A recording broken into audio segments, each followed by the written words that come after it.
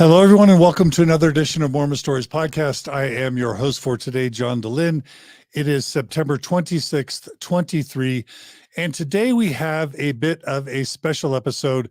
Normally on Mormon Stories Podcast, I interview people in long-form format, and then occasionally I bring on a panel to discuss various news events. And then really occasionally, for those of you who are longtime fans, you'll know that sometimes I do monologues or a little bit of a rant. And today I've decided that it's time again to do a little bit of a solo episode where I play the role of trying to explain to the world and reflect to those of you who listen or who watch a bit more about the Mormon angle to a story that may be in the news. And if any of you have been paying attention to the news or to Mormon stories over the past several weeks, you'll know that the Ruby and Kevin Franke family of 8 Passengers fame are in the news. Basically, Ruby Franke, the mother of 6 children, the Mormon mother, famous YouTuber of the 8 Passengers YouTube channel, is in jail along with Jodi Hildebrandt, a Mormon therapist. They're in jail for abuse of Ruby's children. And this story has taken the nation by storm. And several media outlets have been covering this, and several of Ruby's own family members have spoken out, whether it be a few of Ruby's sisters, or Ruby's husband, Kevin, through his attorney. And one of the things that I feel very, very passionately about is that I believe the kernel, the core, the nucleus of this story is largely being missed by the media. And so, as the host of Mormon Stories Podcast, one of the roles I like to play is just to kind of help bring a Mormon angle to help those who haven't thought about it or who just aren't familiar with Mormonism or the Mormon Church, to help them understand things about the Mormon culture, Mormon doctrines, Mormon teachings, Mormon theology, and the Mormon context that inform stories like Chad Deba, Lori Vallow, or in this case, the Franke family in the 8 Passenger story.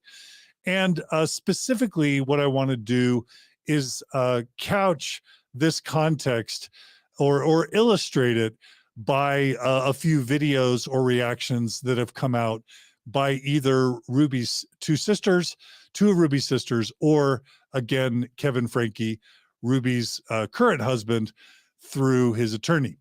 But as we kind of talk about that today, we're also going to address several questions that I think many people seem to be asking. Some of those questions are, what factors possibly contributed to Ruby's neuroticism? In other words, Ruby, over the past several years, has become more and more of a neurotic parent, it seems, and even a neurotic spouse. And so many people just don't understand Ruby's apparent anxiety or neuroticism. And I want to provide a little bit of context, possible context for that. I also want to provide some context for why were Ruby and Kevin so strict? So what is a possible explanation for why Chad was kicked out of his room for 7 months?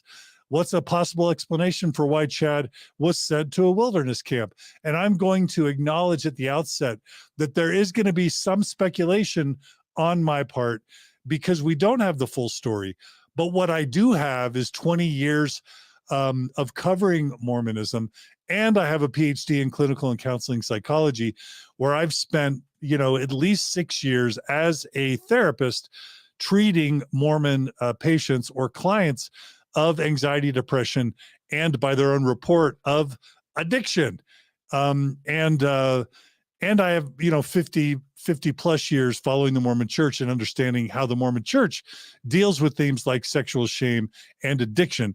And I think all of that is likely at play when it comes to both Ruby and Kevin and how they dealt with their children. I also want to answer the question, What gave Jodi Hildebrandt so much power? How has she become so incredibly powerful? So powerful that Kevin himself was afraid to stand up to her. Why was Kevin Franke alienated from his family? And why was he so terribly terrified to intervene with his children once he may have suspected that some abuse was occurring? And then finally, why were Ruby's siblings over the past several years so afraid to speak out publicly? I think we can shine some light on that.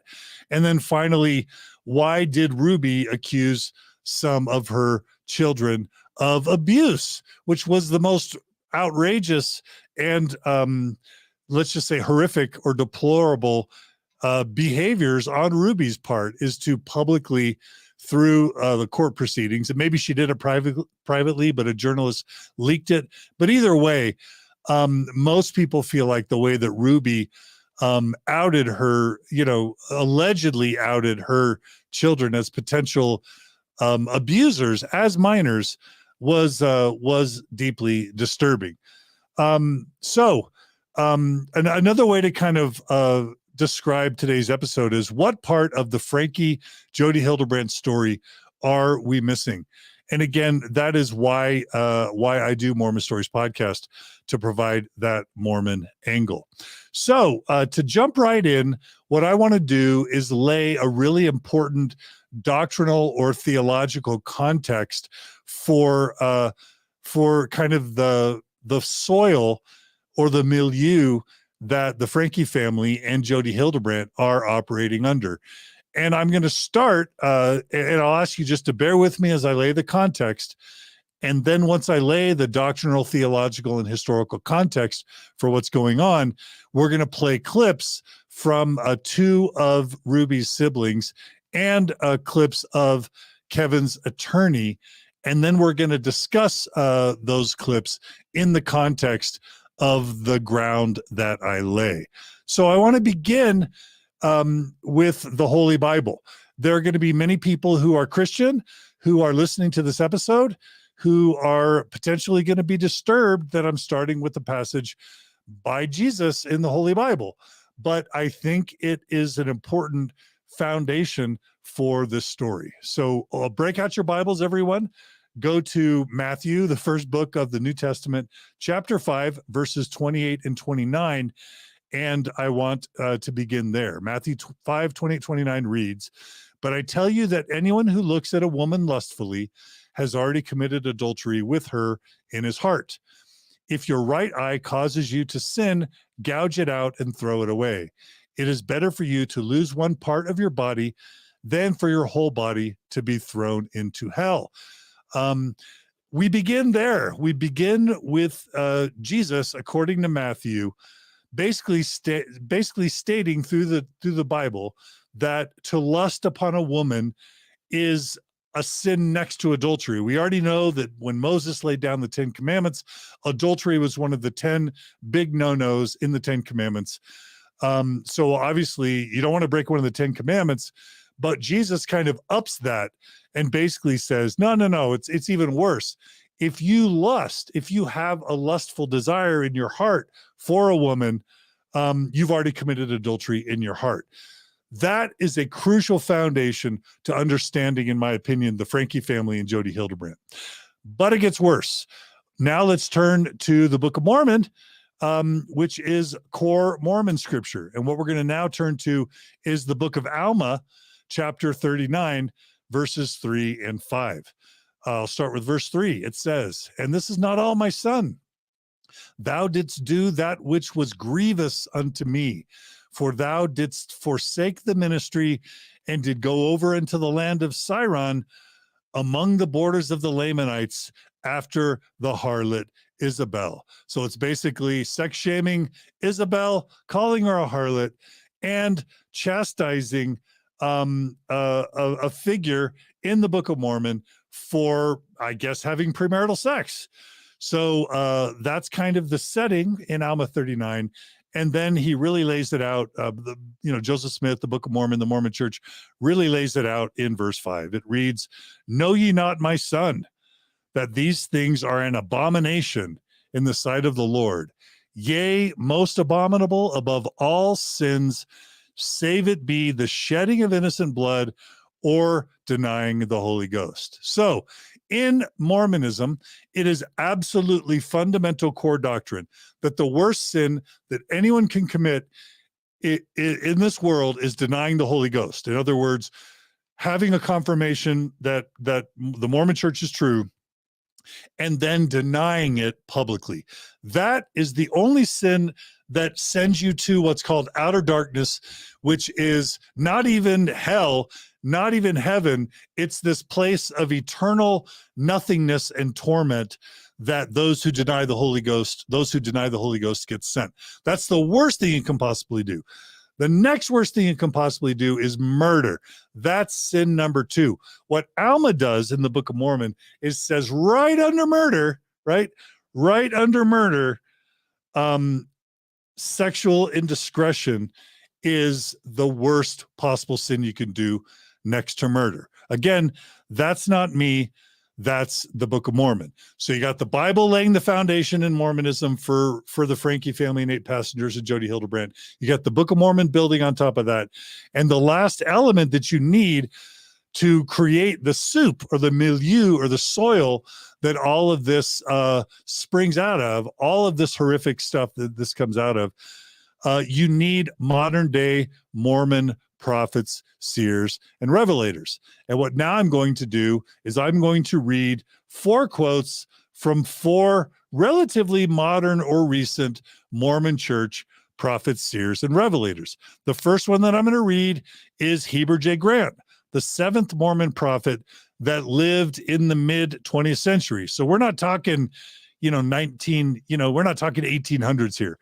Heber J. Grant lived in the mid 20th century. And this is his quote: "There's no true Latter-day Saint who would not rather bury a son or a daughter than to have him or her lose his or her chastity, or I'll say moral purity, realizing that chastity is of more value than anything else in the world." So there it is, Heber J. Grant, 7th Mormon prophet, saying that a Mormon parent should rather bury their son or daughter than have them be sexually impure. And you think, oh, well, that's just 70, 80, years ago. That's not the Mormon Church today. Well, let's see. Let's go to David O. McKay, the 9th Mormon prophet. He is quoted as saying, "Your virtue is worth more than your life. Please, young folk, preserve your virtue, even if you lose your lives." So again, David O. McKay was the Mormon prophet during my lifetime. So we're not talking about Heber J. Grant. I was born in 69. As I understand it, David O. McKay was still prophet in 69. That was the prophet who was alive when I was born, saying that your virtue is worth more than your life. Your sexual purity is worth more than your life. It's better to lose your life than to lose your sexual virtue as a Mormon. And then you think, oh, well, that's just that's 50 years ago. That's way too long ago. Well, let's go to the next Mormon prophet, Spencer W. Kimball, who was absolutely alive in the 70s and 80s, 1970s and 80s. Spencer W. Kimball wrote, "It is better to die in defending one's virtue than to live having lost it without a struggle." Again, that's in the 60s, 70s, and 80s. Spencer W. Kimball is most known for this horrific book called The Miracle of Forgiveness that was literally assigned reading by all Mormon bishops, by 2 Mormon Church missionaries for 40, 50 years. Whenever a Mormon would go to a bishop confessing a sin, the bishop would hand them The Miracle of Forgiveness, written by Spencer W. Kimball, that would have awful quotes like that. And it wasn't until the past 5 to 10 years that the Mormon Church started distancing itself from The Miracle of Forgiveness, written by one of its former prophets. And Mormon Stories played a small role in helping get The Miracle of Forgiveness taken off the shelves, and we're or at least taken off the e-shelves, and we're proud of that. And if you were to say, John, that's so 70s and 80s, that's not something that would be said today. We have Gordon B. Hinckley, the 15th Mormon prophet, writing, "I know what my mother expects. I know what she's saying in her prayers. She'd rather have me come home dead than unclean. Now, again, I'm not claiming that Gordon B. Hinckley taught that. In the later years of his life, he may have not. But because Mormon church leaders, prophets, are taught to be the mouthpieces of God, once Gordon B. Hinckley becomes the prophet, and even while he's an apostle, anything that he says as an apostle, and he absolutely made this horrendous quote as a Mormon apostle, that is a prophet, seer, and revelator. When he made that quote, when it was written down, when it was published in church publications, it became God's law and God's word to Mormons all the way up till today. The Mormon Church does not ever renounce the past statements of its prophets, seers, and revelators. So all of these horrendous quotes that I just read you exist today in the hearts and the minds of Mormon parents, of Mormon grandparents, of Mormon educators, and of Mormon children, because the church has not and will not denounce or renounce the past statements of its prophets, seers, and revelators. And so, hopefully I'm starting to give you a sense of the way the Mormon Church raises the ante, raises the stakes, and frankly, strikes fear into the hearts of Mormon husbands, of Mormon wives, of Mormon children, of Mormon grandparents, because, to masturbate, to look at pornography and or to masturbate, or even not to look at pornography, but just masturbate with images in your mind of people with their clothes off. As the Book of Mormon states, as Jesus himself stated, you're almost in adultery at that point, just to have those impure thoughts. And adultery is next to murder. So it's like this slippery slope. You start out with impure thoughts, then you become a teenager, you start masturbating and occasionally look at porn, and then you graduate to murder and eventually eternal spiritual death. So those are the stakes. If I just grabbed a law of chastity lesson off of the internet. The law of chastity is the Mormon theological and doctrinal law that Mormons covenant to, by the way, in the Mormon temple. The law of chastity is that serious within the Mormon Church. And I just grabbed some random slides off of the internet on the law of chastity. Here's what it says. Top 3 sins: denying the Holy Ghost, murder, and sexual sin. Spencer W. Kimball goes on to write, we need to constantly guard against immorality, pornography, and sexual permissiveness that would destroy the purity of family members, young and old. Perhaps I sound like an alarmist, but if so, it is because I am alarmed. And so are my brethren in the First Presidency and the Council of 12 Apostles and other general authorities. So again, we have in modern times, modern Mormon church educators, church education systems, seminary and institute teachers, BYU professors, gospel doctrine teachers, all teaching this law of chastity and associating pornography and masturbation with things like murder and incest, etc. And if you don't believe me, here's the next slide. Grounds for church discipline: murder, adultery, fornication, homosexuality, incest, child molestation, etc. So again, it's almost in the minds of a Mormon, dirty thoughts are almost adultery, which is almost murder. But then, of course, if you start masturbating and looking at pornography, you're basically on that slippery slope that for many ends in incest or pedophilia. And again, I'm using very strong words here, but if any of you know anything about the history of Jodi Hildebrandt and how she ends up alienating and stigmatizing fathers, and if any of you saw the Adam Steed episode that I recently did, you'll know that one of Jodi's techniques is ultimately to get a Mormon husband to confess to occasional masturbation or pornography use, and then immediately put them down that slippery slope of eventually convincing the wife to accuse the husband, or in the case of the Franks, possibly the children, of abuse, of sexual abuse, or even of child molestation. Because in the minds of a Mormon, they're all just right there. It's like bad thoughts, porn, masturbation, sexual abuse, adultery, murder, eternal spiritual death. It's just kind of all right there. Again, Spencer W. Kimball goes on to write, masturbation, a rather common indiscretion, is not approved of the Lord nor of his church, regardless of what may have been said by others whose norms are lower. Latter-day Saints are urged to avoid this practice. Anyone fettered by this weakness should abandon the habit before he goes on a mission or receives the holy priesthood or goes in the temple for his blessings. I should also add that in the Miracle of Forgiveness, early editions of the Miracle of Forgiveness, I believe, Spencer W. Kimball said masturbation leads to homosexuality. And if that were true, all Mormon men, and basically all men, would be potentially gay. But that's what has been taught within Mormon culture for a long, long time. Now, this is the groundwork. And then what you see in the 2000s and in the 2010s, especially with the rise of the internet, is an entire cottage industry of Mormon-approved therapists and networks that bishops relied upon to refer their masturbating youth and husbands and sometimes wives to get support, because there's no way a Mormon bishop is going to successfully convince a 12-year-old boy or a 15-year-old boy or even a 30-year-old male to stop masturbating, because it, as from a mental health standpoint, masturbation is healthy, normative behavior.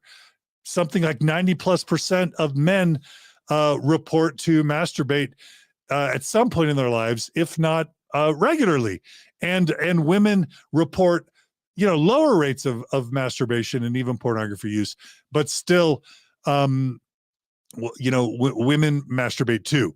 And so if you've got masturbation being the slippery slope to murder and child abuse and spiritual death, Mormon bishops don't know how to solve that problem. They're literally like some plumber, some electrician, some lawyer, some doctor, all of a sudden is called as bishop. There's virtually no training. And all of a sudden they're supposed to be responsible for the temporal and spiritual and the mental well-being of their ward members. And of course, they don't know what to do when somebody comes to them confessing. But there are armies and networks of Mormon mental health professionals over the past 20 years that have lifted themselves up as the solution or the cure to this sexual addiction. And one of those groups was and is LifeStar. And if you look at the LifeStar website, it says recovery from compulsive sexual behavior is possible. The LifeStar Network. And if you look down below, it says, do I have an addiction? My partner is an addict. Is my teen addicted to pornography? And then it says, become a LifeStar provider.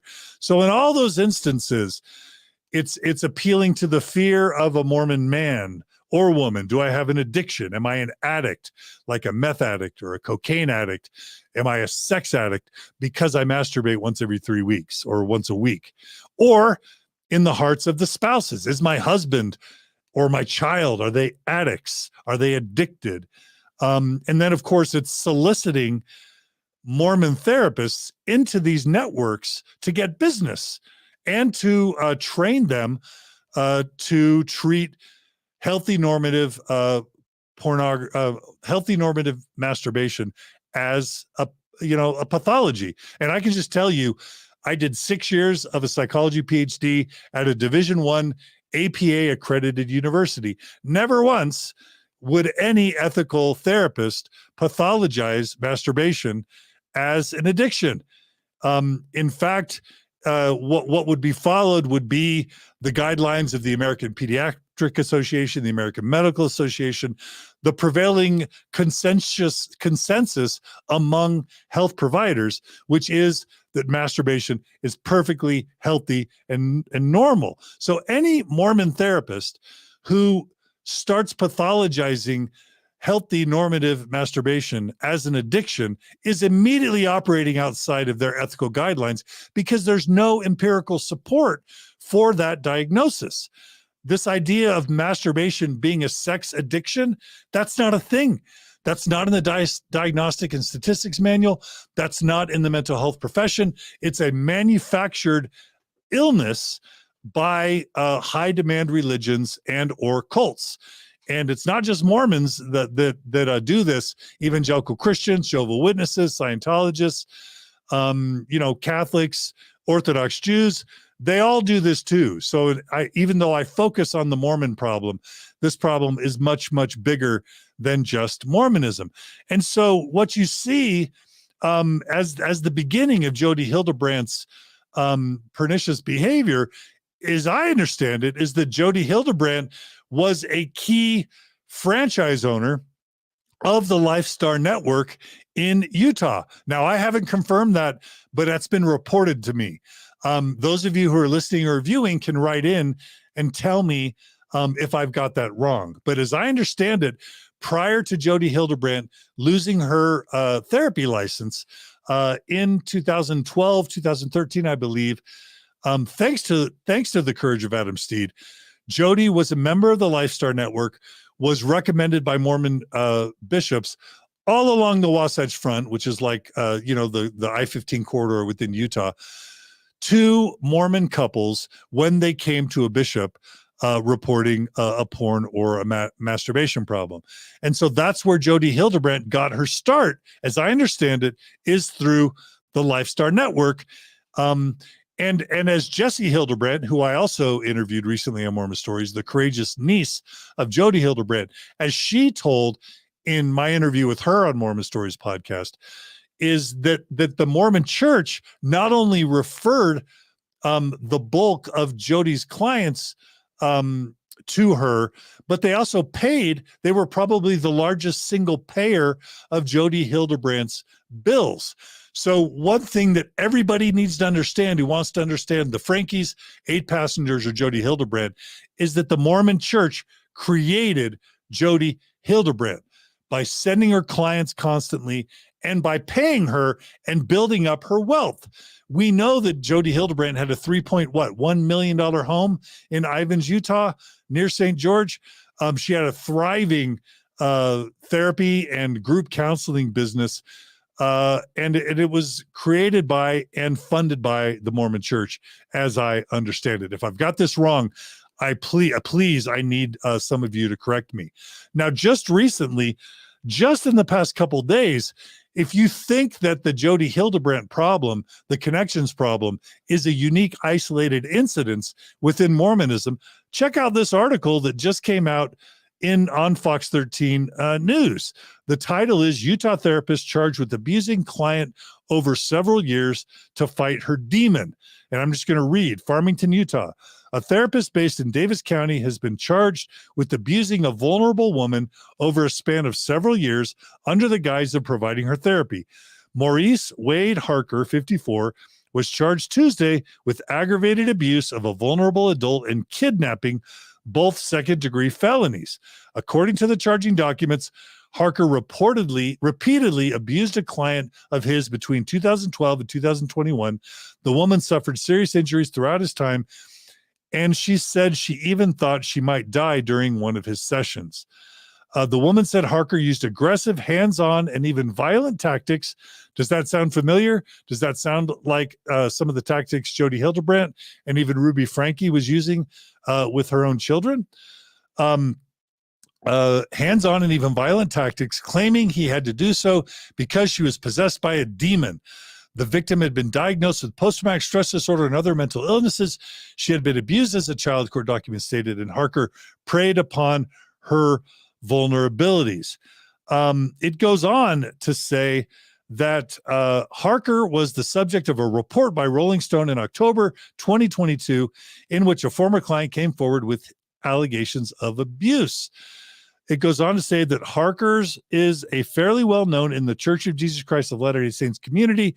In 2005, he founded Life Changing Services, a pornography addiction treatment group that appears to be based on LDS principles, but not directly sponsored or supported by the Mormon Church. But let's just be really clear. The Mormon Church doesn't want the legal liability of directly endorsing and supporting these unethical and violent therapeutic practices. But make no mistake, the Mormon Church keeps the list of the recommended therapists.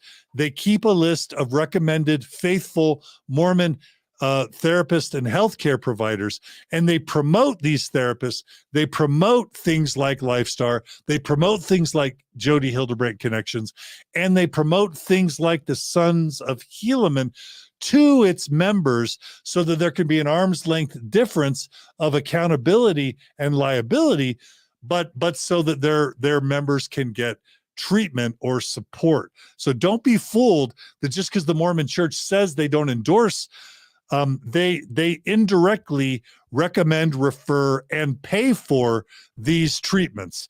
And I think, frankly, there should likely be some sort of class action lawsuit that is created on behalf of these victims, with the Mormon Church as ultimately responsible for creating this problem, referring their members, and paying for these treatments to the detriment of their own members. It goes on to talk about the Sons of Helaman website. I'm going to just show you the Sons of Helaman website. This says Eternal Warriors, right? And there in the bottom right is this Maurice Harker character that is now being charged with all sorts of awful things. The last little history lesson that I just want to mention, and by the way, if I misgendered Jodi Hildebrandt, I just want to apologize for that. I'm just noticing in the comments that I may have done that. Jodi Hildebrandt's pronouns are they, them. And I'm guessing because I sometimes get in automatic speaking mode where I just don't always think carefully about the pronouns I use, I may have misgendered Jodi Hildebrandt. If I did, Jesse, I apologize. Jesse's pronouns are they, them. Okay, back to the regularly scheduled program. So not only has the Mormon Church built this foundation, but around 2015, the Mormon Church announced its own addiction and recovery program in the Mormon Church. And we've talked about this on Mormon Stories podcast before, but basically the Mormon Church identified and decided that it liked the Alcoholics Anonymous 12-step addiction program. It imported it into Mormon Church policy and practices and teachings, and started creating addiction and recovery groups all throughout the Mormon Church, not to treat heroin addiction, not to treat alcoholism, but to treat normative, healthy masturbation and pornography use. And so again, this is the Mormon Church overtly and explicitly endorsing an addiction model for healthy and normative masturbation and occasional pornography viewing. And again, that's where Jodi Hildebrandt comes in, and that's where Ruby Franke and the 8 Passengers come in, is that the ConneXions organization that Jodi Hildebrandt started emerges from her time as a LifeStar therapist, as a sex addiction therapist, and it takes advantage of this Mormon Church dynamic to make normative sexual behavior an addiction. And so the ConneXions website's there. Jodi promises she can help you create life in your relationships. And then she goes on to write, that she spent 25 years working with people just like you. And don't be fooled, when she talks about principles of truth and responsibility and honesty and humility and righteousness.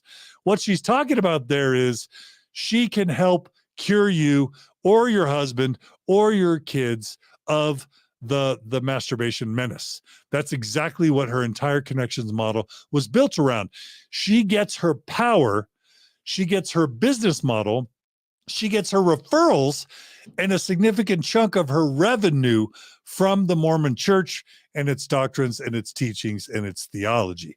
Okay, so that was a 34-minute prequel to an analysis of the 8 Passengers family speaking out about Mormon therapist Jodi Hildebrandt.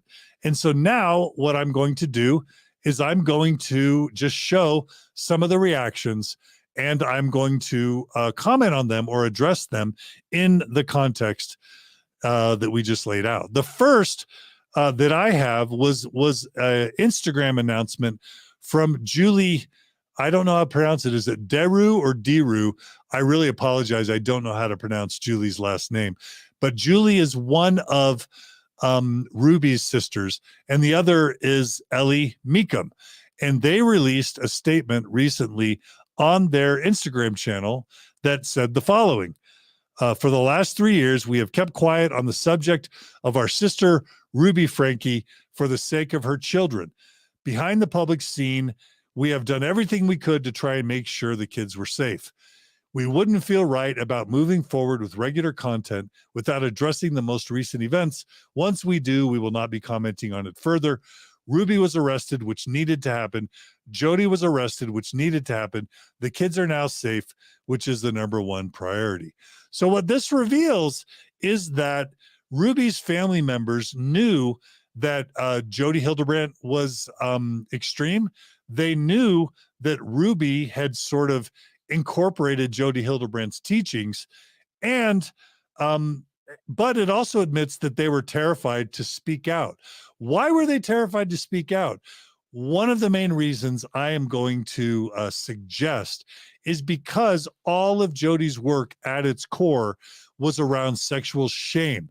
And what sister-in-law wants to come out publicly and talk about the alleged sexual impurity or impropriety of either their brother-in-law, which would be Kevin Franke, or any of the Franke's children, because I am absolutely sure that eventually, and Ruby's even now admitted this, that it wasn't just Kevin who was likely targeted by Jodi as being, within Mormon terms, most likely being deemed as a sexual deviant, as someone who masturbates, as someone who looks impure, as someone who should be kicked out of the home and punished. But it looks as though Jodi Hildebrandt would have oriented her, Ruby, these children's mom. Ruby would have been oriented towards viewing her own children as addicts, as eventual murderers, and I actually have evidence. I mean, spiritual murderers. I have evidence of that as well. Now let's go ahead and go to the first video clip.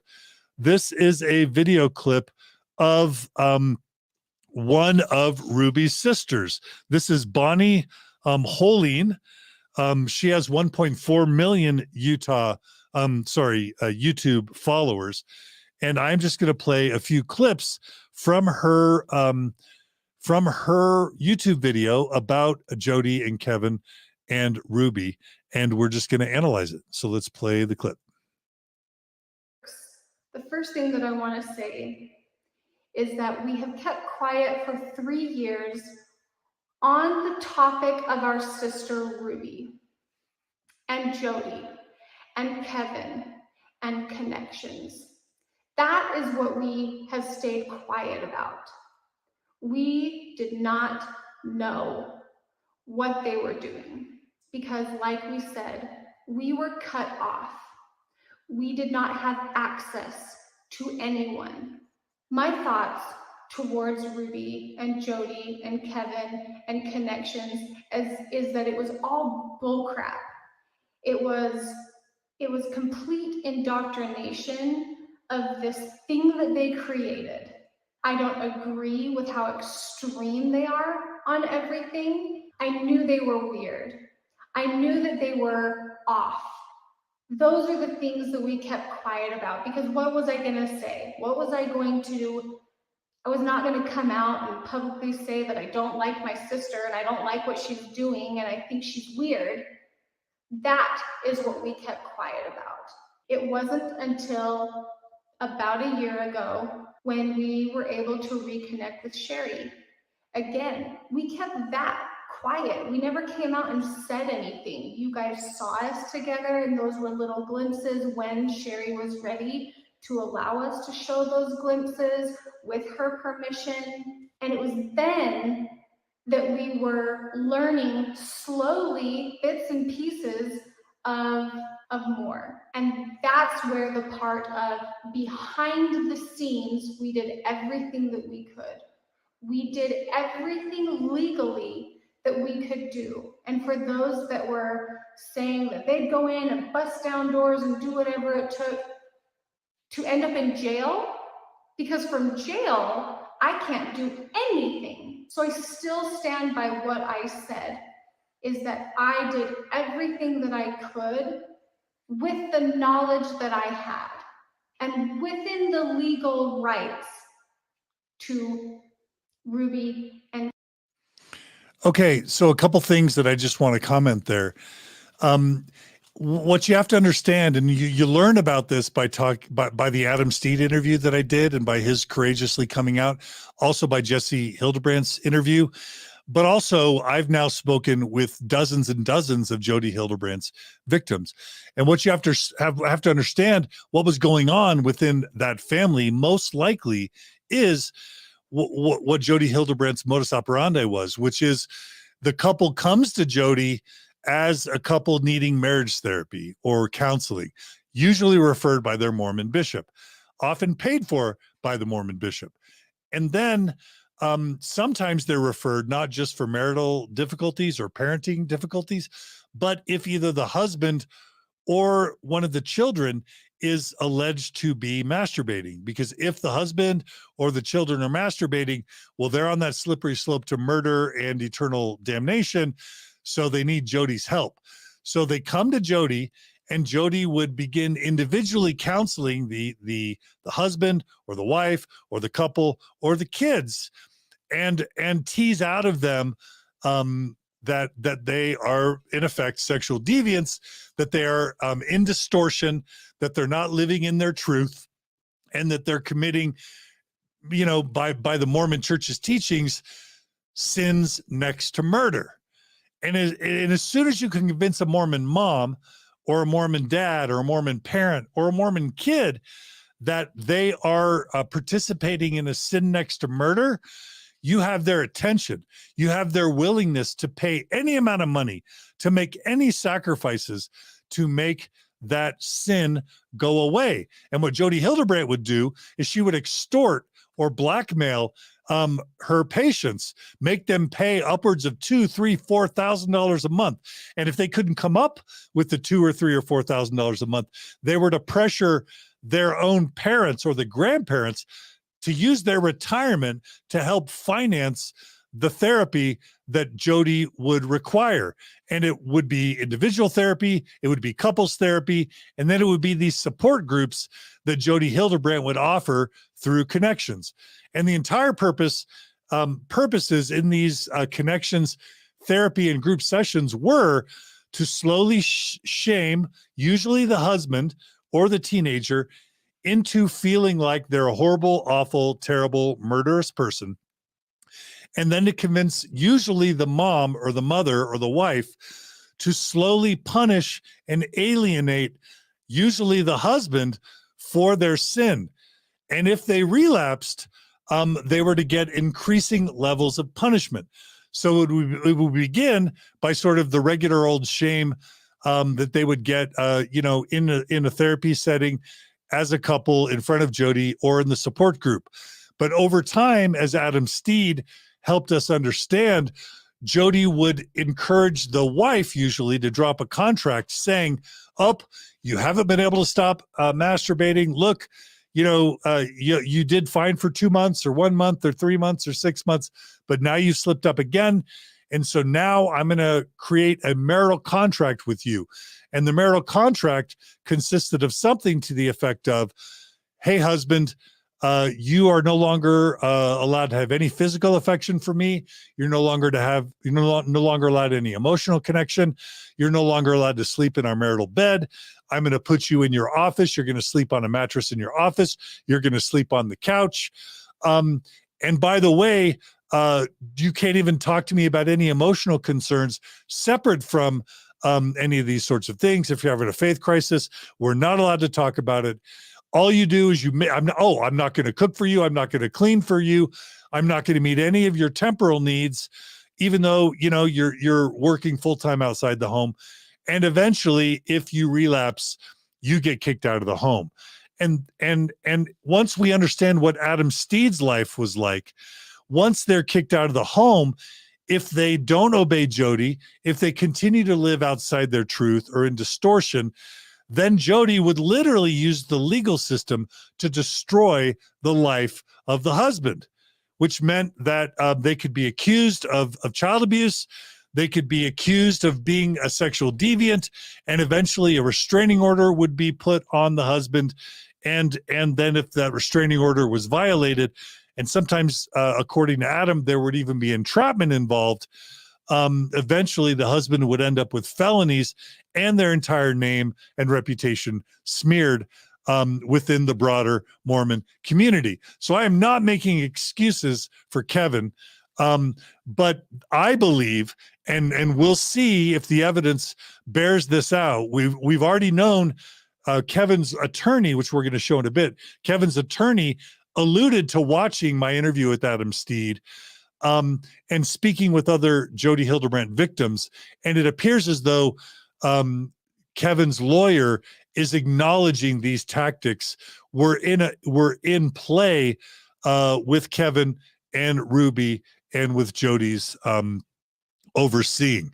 So that's kind of the playbook of Jodi Hildebrandt, and I believe that's why Kevin was so terrified.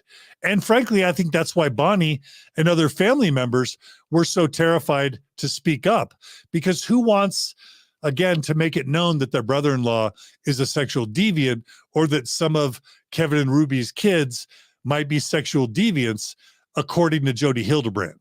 All right, let's go ahead and go to the next clip.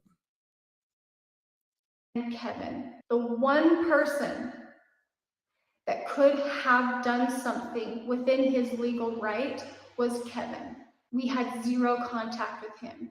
It was Kevin's job to check in on things, and he did not. So when I say that Ruby and Kevin and Jodi and ConneXions have been destroying our lives offline for the last 3 years, that is exactly what they've been doing, causing turmoil within our family. We would talk in circles because nothing made sense. Nothing made sense of what they were saying, of what they were doing. And it was off the wall. We couldn't make sense of what they were doing and why. And this is where my anger comes in. Their actions have cast the worst light on me, on other members of our family. And I have decided that I am no longer allowing them to have any control over what I do. I didn't post because I physically couldn't. I physically could not turn my camera on. I physically could not come up with a structured thought in my mind. I felt completely out of my mind. This has hurt every single person in our family, and watching it hurt my husband makes me mad. I have stood by. So again, I totally understand what Bonnie's trying to say here.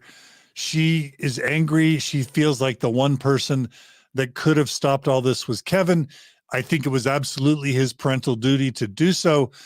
I think that he was derelict. He was likely derelict in his duty to stand up to Jodi and Ruby. I do think there's good indication that he didn't know the extent to which the abuse was occurring, but there was a lot of abuse that clearly, or abusive parenting that clearly he did know about. What I want to introduce into the context is the understanding that we get from Adam Steed's interview on Mormon Stories and from all the Jodi Hildebrandt victims that I've heard of. I can guarantee you Kevin Franke was terrified that if he were to ever contradict Ruby or Jodi, he was going to be painted as a sexual deviant in his community, which in Mormonism is a fate worse than death. I cannot emphasize that enough. So that's what he was dealing with. And if you look at the way that Jodi Hildebrandt systematically destroyed the life of Adam Steed, you will get a sense for what Kevin Franke was likely terrified about. Now, we'll have to wait till the full evidence comes out so that we can get a clear picture. But this is what I'm guessing was at play. Let's go ahead and go to the next clip from Bonnie. 3 years ago, Ruby and Kevin cut our family off, and eventually they cut Kevin's family off as well. And I thought that was going to end my mom. She literally had a heart attack. She went into kidney failure. Her body was shutting down because it broke her. So you can only imagine what she is going through now, how we are all feeling now. And I'll only speak for myself, but Ruby and Kevin are not where my concern lies anymore. So it is difficult to have the blame put on us when these are not the actions of us. These are not the actions that we did. And I get people wanting to put blame somewhere. I do. They want to blame someone. There's only one person that could have helped, and he didn't. What he was doing all that time when him and Ruby were separated is beyond me. I will not let Ruby and Kevin and ConneXions and Jodi take one more thing away from me. So you better believe I will continue to post, because if that is what tiny control I have left, I'm gonna take it. I'm gonna take control and do what I feel. So the one last thing I want to say about Bonnie that I'm just noticing is, on the one hand, she wants to say that for 3 years she's known about Jodi Hildebrandt and the extreme things that she was doing. She uses words like bull crap and indoctrination. Well, indoctrination into what? What was the bull crap? What extreme things were they doing? So Bonnie must have known to some extent what Jodi Hildebrandt and Ruby were teaching and practicing and doing with Kevin and with the kids in their family. So for her to say the one person that could have done something was Kevin, it seems like she is probably, at least subconsciously, realizes that maybe she and her other family members had maybe a bit more of a duty to speak out, and they maybe could have spoken out more vociferously in ways that maybe Kevin wouldn't have been able to. Because if Ruby's sisters were to have spoken up about what Jodi and Ruby were doing in the family, they would not likely have been smeared and shamed and litigated against to the extent that Kevin would have been. They may have harmed their relationship with their sister, but it sounds like Ruby had already cut them off. And so I do think that Bonnie and her siblings share at least a little bit more of the responsibility than what Bonnie seems to be indicating there. Okay, so those are some quick reactions to Bonnie's video. Now I'm going to play Julie, Ruby's sister Julie's video, where she gives her reactions as well. So let's cut to the clip. And if y'all could tell me how to pronounce Julie's last name, I'd be forever grateful. Here we are. 3 years ago, Ruby, everything was great. It seemed to be fine anyway. We were a typical family. She was getting some therapy counseling because their family needed it, which I think is great. However, I think you need to get it from a great source. Read the reviews. Jodi Hildebrandt and her website or therapy style, I don't know what you want to call it, ConneXions, was not a great resource. And we all saw it. We all felt weird about this Jodi lady. We weren't comfortable with it. We didn't like it. We didn't like the teachings Ruby was bringing to the family functions. And we were this close to telling her, if you come to our family events anymore, we do not want to hear what you were learning through ConneXions because we don't like it. We never did say that to her, but we thought it. Anyway, so 3 years ago, Ruby and I hung out bottling tomatoes. And then a few weeks later, crap hit the fan and she left the family. And she didn't even call me to say, hey, you know, Julie, you're doing this and this. I don't like it. You're living your life in distortion. So I'm going to have to take some time away from you. No, literally nothing. She did call my mom and yelled at my mom on the phone for 45 minutes and accused her of things that were not true. It was almost as if Ruby had been making up memories from her childhood. She was trying to grab at anything she could, and she would exaggerate on everything. So she started all of her lies back then, lying to everyone in her life, getting rid of all of her friends and family. And I literally had no contact with her. She wouldn't respond to any texts or emails over the time that I tried reaching out to her. Never got a response from her. So I was very fortunate to have been able to reach out to her daughter, Sherry, once she was. Really quickly, I just want to step in and just note something. One of the things we try and do on Mormon Stories podcast is provide cult awareness. We don't call the Mormon Church a cult on Mormon Stories podcast. That telling someone that they're a member of a cult or calling their church a cult, we just find isn't productive, isn't healthy. It just creates the backfire effect. It makes people feel defensive and reactive. But we do try to educate our listeners and our viewers about the characteristics of high demand religions or cults or unhealthy organizations. And I just want to highlight a very critical thing. And by the way, religions aren't the only things that can be cults. Yoga instructors can be cult leaders. Therapists can be cult leaders. Businesses can be cult-like organizations, and self-help groups can operate in a cult-like way. And absolutely, a classic cult technique, regardless of how it manifests organizationally or religiously, is when your organization or your leader is actively seeking to alienate you, to isolate you from your family. That is a sure sign of a cult.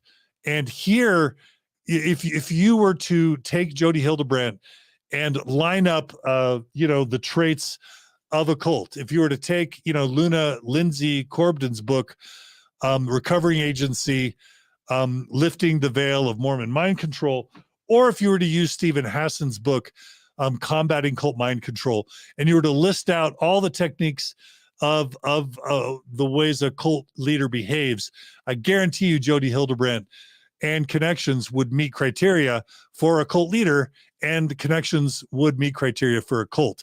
But I just want everyone to know, any organization that seeks to alienate you from your spouse, from your children, and from your extended family, the cult alarm bells should be going off. And here we have Julie Deru, I'm being told that's how to pronounce her name. Julie Deru is describing cult-like behaviors by Jodi Hildebrandt in how Ruby was systematically isolated from her family members. And it is heartbreaking, to say the least. So let's go ahead and continue. As an adult, and we were able to form a really close, strong relationship, which I am grateful for. And it was then that I learned more about Ruby, and it was then that Sherry had learned about lies that had been told to her. I feel like me and my other sisters have said, we feel like we've just been kind of floating on a cloud here these past few weeks. We are in complete shock still as to what she had done, because we had no idea of what was happening. Basically, I'm here to say that I had no idea what was happening. Like Bonnie mentioned in her video, we are not going to let Ruby destroy another thing in our lives. We have our platforms where we try and bring brightness and positivity into other people's lives. And that is why we didn't talk about Ruby in our content for the past 3 years. Yeah, we try and show the highs and lows of everyday family and parenting, but Ruby's topic was not supposed to be part of that content. And it was none of your business. It was nothing that we needed to talk about. And I wasn't sure if her kids were maybe still watching these videos, and I didn't want to be not tactful and slander their mom and then have them watch those videos. That didn't sound like a nice thing to do either. And so that is another reason why we didn't talk about the subject of Ruby for the past few years on my channel. However, as far as my platforms go, I do want to continue them, but the content will probably look a little bit different. I have some pre-recorded videos before all of this fell apart that I will be posting, and then after those videos, I'm just going to go ahead and stop it there. And again, I just want to make sure you understand that when they talk about slander, right? When they talk about being worried about, you know, what they might say in public about Ruby or Kevin or the kids, what I think a lot of people are going to encode in their minds are Ruby's extreme behaviors in parenting on a superficial level. So the cutting off the head of the doll, or the, you know, or the, you know, not taking her 6-year-old lunch when her 6-year-old forgot to make lunch. But here's the problem. Those are the things everybody already knew. So what are the secret things that Ruby's family members are afraid to say publicly so that they don't slander and shame Ruby and Kevin and their kids? And I'm telling you, I would be willing to bet $100,000 that when the evidence comes out, Jodi Hildebrandt had introduced the issue of sexual shame, of porn, of masturbation into the family in ways that became toxic for Ruby, became toxic for Kevin, and became toxic for the children, and that made it terrifying for family members, including Kevin, but also Ruby's siblings, that made them terrified to speak out. And by the way, I've known about Jodi Hildebrandt's victims for 4 years, but I can't make an allegation on secondhand information, or I risk defamation. And so after victim after victim after victim have come to me telling me the ways that Jodi destroys families through sexual shame, I would say, can you come on Mormon Stories? Can you come on Mormon Stories? And none of them have been willing to, because again, to be labeled as a sexual deviant in Mormonism is a fate worse than death. And so that's what's going on here with all of these family members. And so everybody is trying to figure out, you know, who's to blame and what's at the root. And I think we've kind of covered that. So now what I'd like to do is to end the last set of video segments that I'm going to share are from Kevin's lawyer. And he's going to do his best on Law and Crime YouTube channel to defend his client. And so let's go ahead and watch Kevin, you know, speaking out indirectly through his attorney to try and give a bit of Kevin's perspective. Story. But there is one person in this story that people are talking a lot about, and that is Kevin Franke. Now, while Ruby's husband has not been criminally charged by authorities, his role has taken center stage. It's got a lot of people talking. Well, joining me right now to unpack that is Kevin Franke's attorney, Randy Kester. Randy, thanks so much for coming here on Sidebar. You're welcome. I think the best place to start is, how's your client doing right now? He's busy. He's struggling, trying to make sense out of what's happened to him in the last 13 months and kind of coming out of a fog. So in other words, he was completely taken off guard by these allegations, completely shocked? Absolutely shocked. Where was he when he found out about this? He was at work. And how did he find out? He found out on the news? Did someone call him? He got a call from Ruby. He got a call from Ruby Franke. Correct. You mean while she was, after she was arrested? Before. Can you elaborate on that? Sure. She had heard what was going on and knew they were coming for her and called him and said, this is an emergency, even though she hadn't reached out to him for months and months and months before that. She reached out to him when it was an emergency, knowing she could rely on him to help his kids. So in other words, you're saying she knew the police were coming to arrest her. She calls Kevin to say, take care of the kids. How did she know the police were coming? Because again, the reporting indicates is that her son had escaped that house and called and went to a neighbor, and that's when the authorities were alerted. Do you know how she knew they were coming? I would never want to predict anything that she might know. Kevin doesn't know. He doesn't know. I don't know how she knew what was going down. All he knows is he got a text from her that said, emergency, need to speak with you. He was at work and text back and said, I'm at work. What's up? And she said, I need to speak to you immediately. And then they spoke on the phone. Correct. And that's when she told him. Well, actually, I think most of it was, yeah, they did speak on the phone. So they spoke on the phone. And when she told him that the police were coming, what did he say? She actually didn't say that. She just said, you need to get down here. You need to get down here. And what did he say about that? And he said, down where? And when she told him that she was in Ivans, he responded and said, what are you doing in Ivans? And she then told him that the kids were down there. Some of the kids were down there and he needed to come down. And he said, well, how long have you been in Ivans? He wasn't even told that she had taken the kids down. Okay.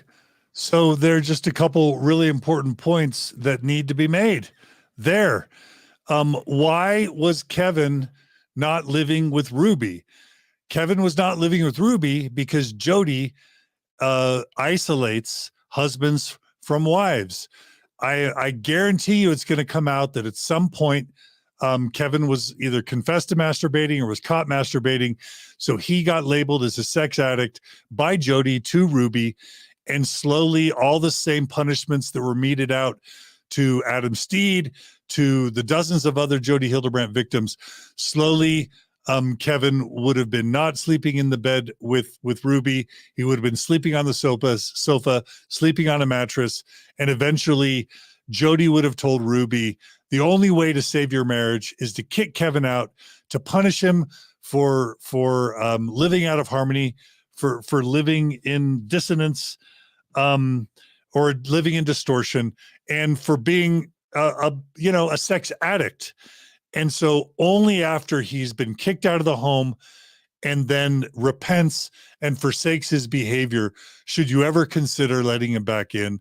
And while he's out, he's to have no contact with the children or minimal contact with the children. And if he tries to mess with us, we'll destroy his life like Jodi did with Adam Steed. And so that's why Kevin is not in touch with his kids. That's why Kevin doesn't know the extent to which Jodi and Ruby are torturing their children. Definitely because Jodi would have isolated Kevin. Jodi often taught, again, that you have to destroy a marriage to save it.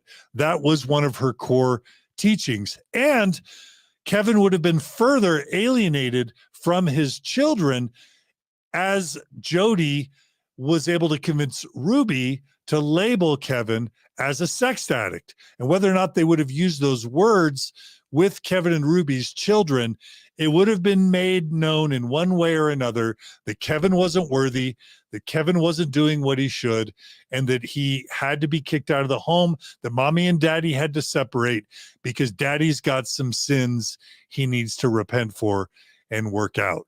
And so that's what was going on. And it may be that Kevin knew everything, but if the evidence comes out that Kevin had no idea the extent to which the kids were being abused and tortured, it would not surprise me.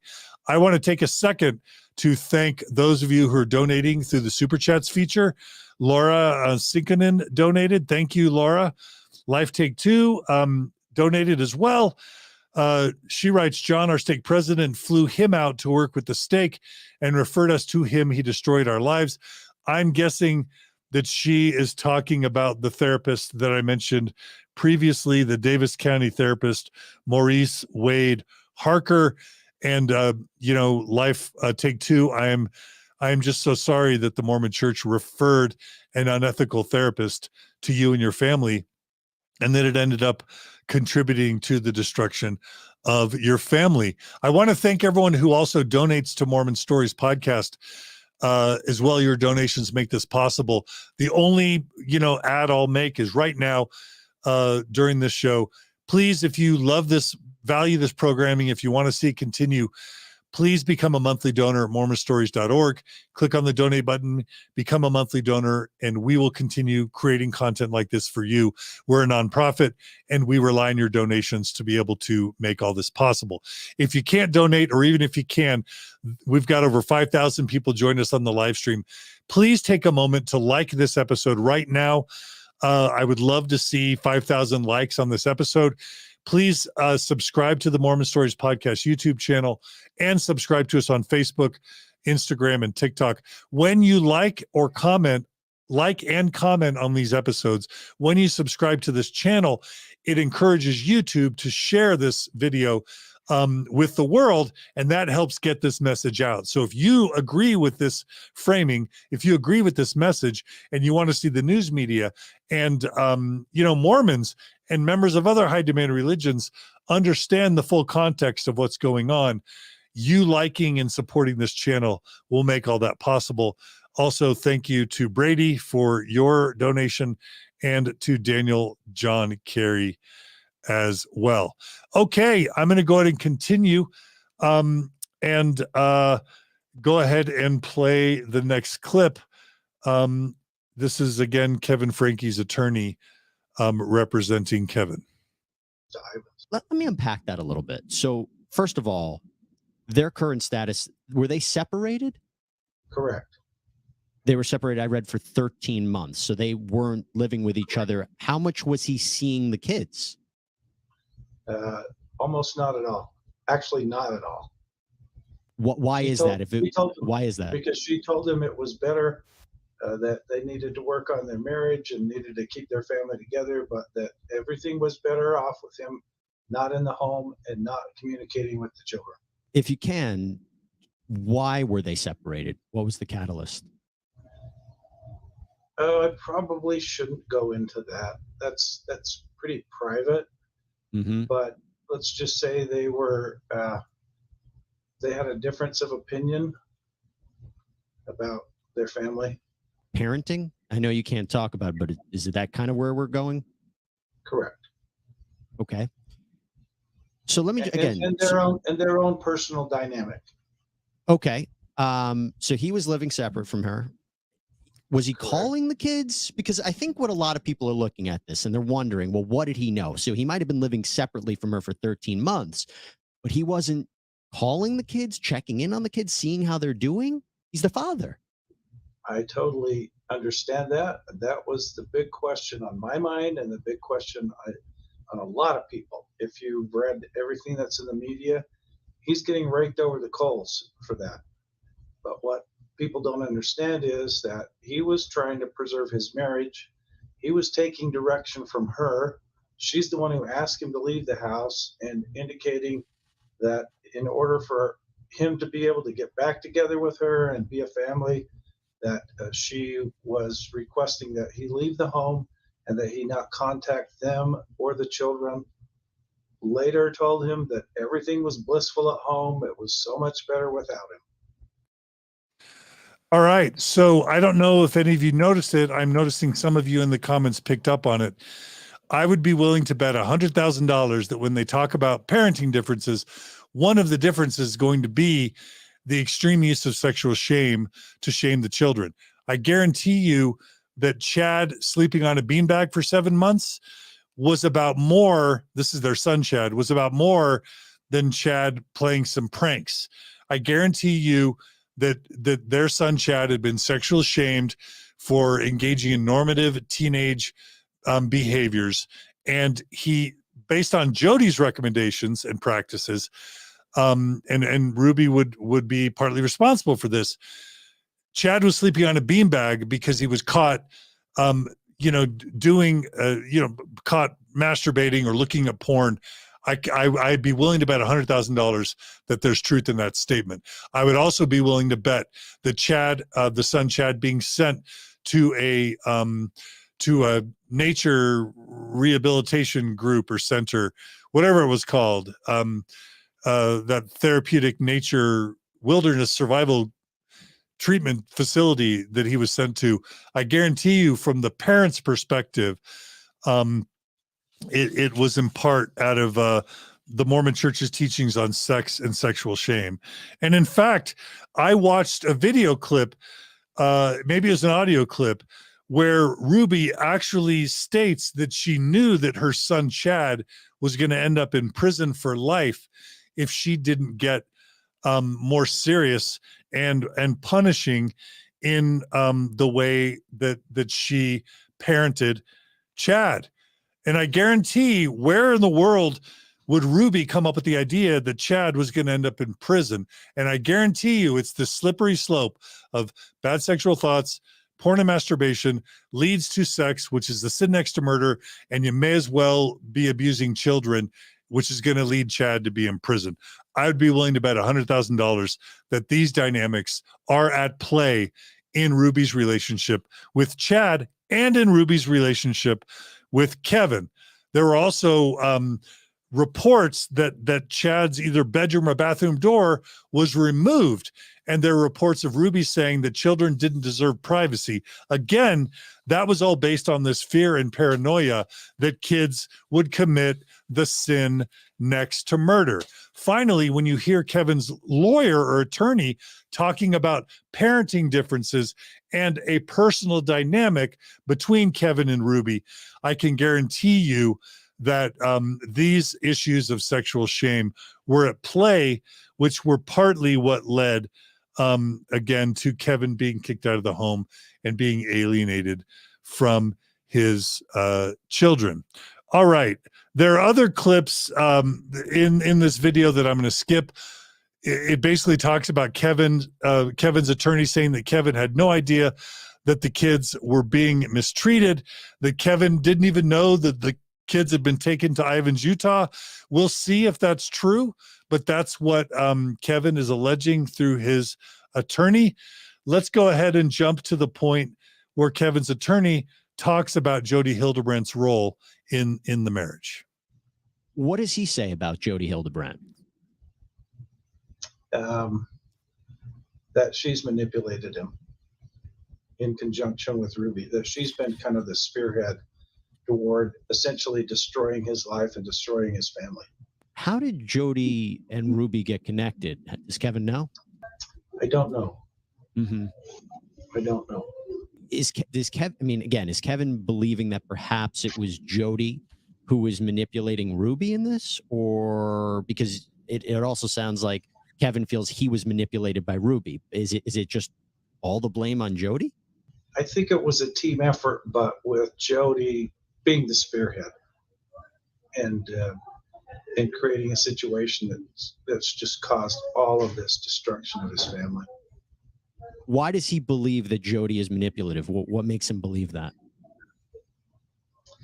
Probably shouldn't go into that, but we recently reviewed on another website an interview with Jodi's niece, who described to the public exactly what she had done. That's Mormon Stories. What Jodi had done to the niece and her family, and we're hearing other information that she's done this to a number of families. And it wasn't until this all came to light that Kevin came to realize that his family had also been victimized by Jodi. All right, so there it is, reporting that Jodi was the spearhead, that she had been victimizing others. Again, I want you to refer you to Jodi Hildebrandt's amazing Mormon Stories podcast interview. We'll include that in the show notes, as well as Adam Paul Steed's interview on the Mormon Stories podcast, because you really can't understand this whole story without hearing Adam and Jesse's story. But Jodi Hildebrandt definitely was the spearhead. Let's see. He goes on to say that Kevin was really not in touch with the kids by Ruby and Jodi's request. He mentions that Kevin was disconnected from the family. Let me go ahead and play the clip about the claims that the children were engaged in some sort of abuse. I'm sure you know that there was a hearing last week where Ruby Franke, and I believe it was over Zoom, she made quite the allegations. She said that one of her children was abusing another one of the children, was abusing cousins and neighbors. That is quite the claim. What is your client's take on that? Well, because it occurred during juvenile court proceedings, the reporter who snuck into the proceedings and reported that damaged these children and this family even more. It was despicable what they did in reporting that. And, but because again, I have an agreement with the court that I won't speak about the children, and particularly won't speak about proceedings that occurred in the confines, the sanctified confines of that juvenile court. I'm not going to comment on that. Two things I want to say about that based on my experience within Mormon culture. The Mormon Church's obsession with pathologizing normative, masturbation as an addiction and as a sin next to murder makes it so porn and masturbation are constantly discussed in Mormon families, in Mormon households, and in Mormon churches. That makes kids and teens and adults think more about porn and masturbation because it's constantly discussed. Mormon kids, I can't tell you how many people I've interviewed on Mormon Stories who didn't even know, who learned what masturbation was by their Mormon bishop, who would sit alone with them when they were 12 or 13 and ask them if they masturbated. And the Mormon parents hadn't even discussed masturbation with their kids. They heard about and learned about masturbation for the first time when their Mormon bishop asked them alone in a room. So imagine a 12-year-old girl, Mormon girl, alone with the bishop, and the bishop asks the 12-year-old girl alone in the room, "Do you masturbate?" And then she says, "What's that?" And then the Mormon bishop goes on to tell her what it means. That's how many Mormon kids are introduced to the topic of masturbation by the church, by their bishop. And so if the Mormon Church is constantly talking about and striking fear into the hearts of their parents and children about porn and masturbation, it's on the minds of the parents and the kids all the time.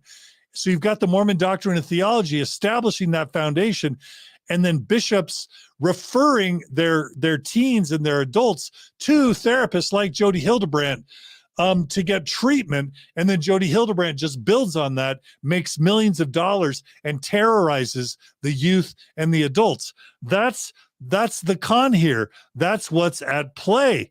And I know I'm kind of repeating myself here, but the Mormon Church creates the problem by making sex and sexual shame an obsession, so that actually porn and masturbation use are probably more prevalent per capita in Mormon culture than outside of Mormon culture. There have been reports by companies like Pornhub that per capita, Utah leads the nation in per capita porn use. And I guarantee you it's in part because of the Mormon Church's obsession with talking about porn and masturbation from the time kids are 2 and 3. So if in the Franke home there were kids who were looking at pornography at ages 3 or 4, which is what Ruby apparently claimed in her trial, if that's happening, it's got to be in part because the Mormon Church and Jodi Hildebrandt and the Frankes are constantly fearing it and talking about it in the family. And so whatever, that's a huge problem. And that could explain some of the sexual dysfunction within the Franke family. And the only other thing I'll say is Jodi Hildebrandt used alleging sexual impropriety on others as a weapon. And so if any kid disagreed with Jodi, or any adult or husband disagreed with Jodi, she would say, "You're living a lie, you're living in distortion, you're probably a sex addict, or you're probably an addict of some kind." And again, Adam Steed discussed this.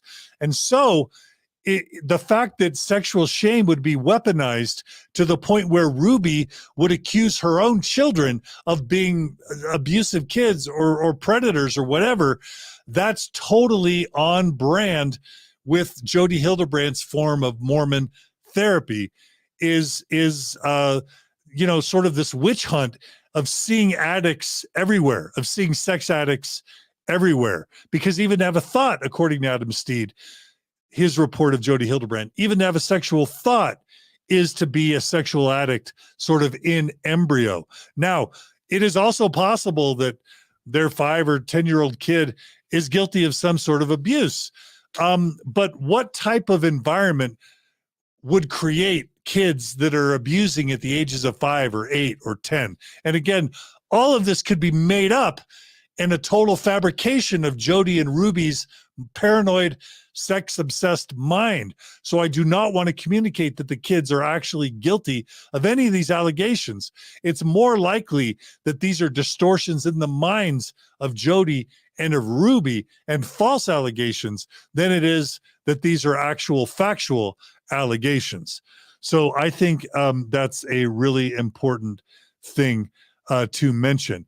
The attorney goes on to basically say that the reporting that outs the kids is despicable. And I think he would probably agree. He can't disparage Ruby, but I think he would probably claim that her allegations against her own kids are despicable as well. The video ends with Kevin's attorney talking about steps that Kevin's going to be taking to get his kids back, whether or not he is going to be named as a criminal defendant, which the attorney doesn't know at this point. And he ends by saying that Kevin has never shown any violent behavior, that he's working to get custody. And he ends by saying that Kevin is a victim of psychological and mental manipulations. And if you look at Jodi Hildebrandt's track record, I think there's going to be some credibility to that. So I would like to summarize what we've learned today. First of all, I want to just sort of summarize the questions that we've hopefully answered today. So we asked, what factors possibly contributed to Ruby's neuroticism? I guarantee you that Ruby, the social media exacerbated it. The constant need to exploit your children for clicks and views contributed to it. The constant need of social media to give more and more sensationalistic content contributed to it. I'm going to add that the missing ingredient that reporters and Mormons and never Mormons are probably missing is Jodi Hildebrandt's pathologizing of sexual shame as a really important contributing factor to Ruby's neuroticism, to her ultimate estrangement from Kevin, and to Ruby's estrangement from Chad, her son, and other children. I guarantee that's a factor in Ruby's neuroticism. Why were Ruby and Kevin Franke so strict? Again, let's go back to the Mormon Church's teachings on parenting and sexual shame. Heber J. Grant, Mormon prophet, says, no true Latter-day Saint would not rather bury a son or daughter than to have him or her lose his or her chastity, realizing that chastity is more value than anything else in the world. Again, Heber J. Grant saying sexual purity is more important than your kids' own lives. So if your kid is better off dying than committing a sexual sin, surely it's justifiable to tie their wrists with duct tape or to tie their ankles in duct tape to deprive them of food or water, to malnourish them, to dehydrate them. If you are doing it in the service of saving their souls from eternal damnation, I guarantee you sexual shame was at the root of the duct tape, the handcuffs, the isolating of the kids, and the physical torture and the starvation and the dehydration that the kids experienced. Again, David O. McKay, your virtue is worth more than your life. Please, young folk, preserve your virtue even if you lose your lives. Again, I guarantee you by the time this story's over, Ruby will say that Jodi had her in such paranoia about her kids and her husband involved in sexual shame that she felt it was better to bind them in duct tape and to imprison them than to risk that they commit further sexual sin. Again, we have Spencer W. Kimball saying it is better to die in defending one's virtue than to have lost it without a struggle. And then finally, Gordon B. Hinckley saying, I know what my mother expects. I know that she's saying her prayers. She'd rather have me come home dead than unclean. And again, better that your kids are tortured and imprisoned than unclean. At least that's stopping short of actually murdering your kids. So, other questions that we've tried to answer today. Why was Chad Franke likely kicked out of his room and sleeping on a beanbag chair for 7 months? Why was Chad likely sent to a wilderness camp? I guarantee you, I'm willing to bet that sexual shame, Mormon sexual shame, is at the root of that. What gave Jodi Hildebrandt so much power? She was able to terrorize Ruby and Kevin into believing that her kids' souls were going to be destroyed, that they might commit sins worse than murder or almost as bad as murder. And Kevin was probably already committing sins nigh unto murder. That's what gave Jodi Hildebrandt her power. Mormon theology and Mormon doctrine around sexual shame. Go back to the beginning if you missed that part. It's the most crucial part of this entire presentation. Why was Kevin Franke alienated from the family? Because Mormon bishops referred Jodi Hildebrandt to Mormon couples and Mormon families.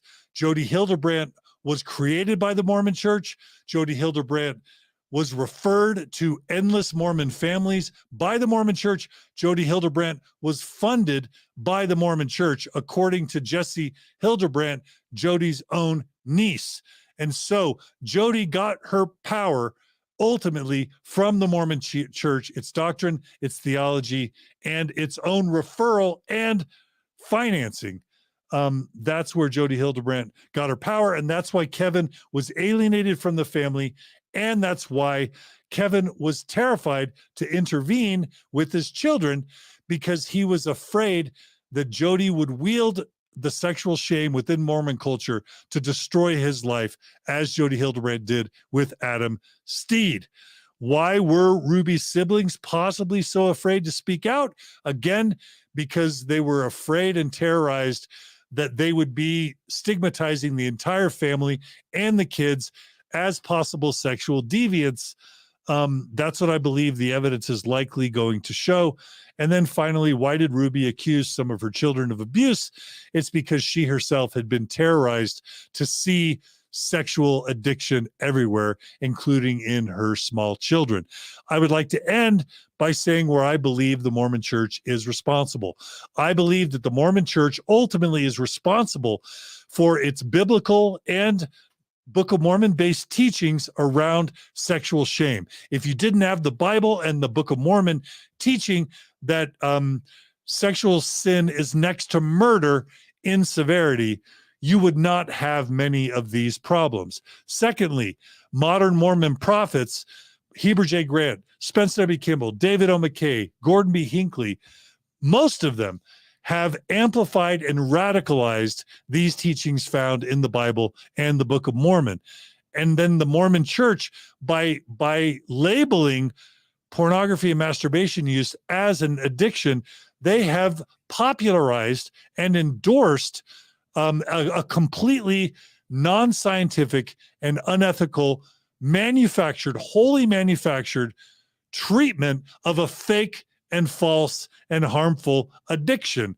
And they did that before, and they did that by supporting Lifestar. They did that by supporting Sons of Helaman. They did that by supporting Fight the New Drug. And they did that by supporting Jodi Hildebrandt and ConneXions and all the addiction recovery programs that they have created and supported either indirectly or directly. Finally, the Mormon Church is responsible for the creation of Jodi Hildebrandt and her multi-million-dollar business around sex addiction and recovery, both because they referred Jodi to endless families and because they funded Jodi for so many years, even after Jodi had lost her license. And then finally, the Mormon Church is responsible, after supporting Jodi, for destroying countless marriages and families and terrorizing generations of couples and children in the process. that is what I hope to share with you today. I hope you found it useful. These are sensitive issues. I'm going to state that so much of what we talked about today is speculation. I'm going to end as I started. We don't have all the information about Jodi and Ruby and Kevin and the children. So I'm speculating, but I would call this informed speculation based on 20 years, based on 6 years as a psychology PhD in training, and having completed my psychology PhD in clinical and counseling psychology, as having worked with Mormons for 20 years, and as having spoken to dozens now of victims of Jodi Hildebrandt. I would call this informed speculation, but let's wait for the evidence, because almost all of this are allegations until they're demonstrated. Let's have compassion for the people involved. It's hard to have compassion for Jodi Hildebrandt, and maybe for Ruby, and maybe even for Kevin to some extent. Having said that, what we try and emphasize on Mormon Stories is systems. Sometimes people say systems, not people. Margie has convinced me that it's systems and people. Jodi was certainly a bad actor, but if we ignore the Mormon Church's complicity in this context, we're missing the soil that created the 8 Passengers, Ruby and Kevin Franke disaster, and all the other disasters that have emerged within modern Mormon culture over the past 20 or 30 years. And this doesn't even touch on the LGBTQ suicide epidemic that the Mormon Church has from pathologizing same-sex attraction and or an LGBTQ identity. So I hope this has been helpful. I want to thank everyone again. I also want to add that these issues are not isolated to the Mormon experience. I'm seeing that in the comments, Orthodox Judaism, Hasidic Judaism, ultra-conservative Judaism, conservative Catholicism, evangelical Christianity, Jehovah's Witnesses, Scientologists. This sexual shaming is even certain branches of conservative Islam. This sexual shaming is not constricted to Mormonism by any stretch. And so again, if we miss the religious angle, if we miss the Mormon angle, but if we miss the religious angle, we're going to be seeing families like this and instances like this, abuse and the destruction of families, just continue in perpetuity. So please call this out when you can. Thank you for your support. Please donate to Mormon Stories please go to mormonstories.org to become a monthly donor. If you value this type of content, we are a nonprofit. We're transparent in our finances, and we rely on your financial support to make all this possible. We lose donors every month, and so we need your donations to keep us alive. In addition, you can support this channel by subscribing on YouTube, subscribing on Facebook, liking this episode right now, sharing it with as many people as possible, commenting on it.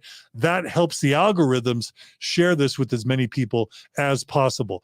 We will be covering the 8 Passengers Franke family story in the weeks and months to come, as well as the Tim Ballard story and the Operation Underground Railroad story, as well as many other stories.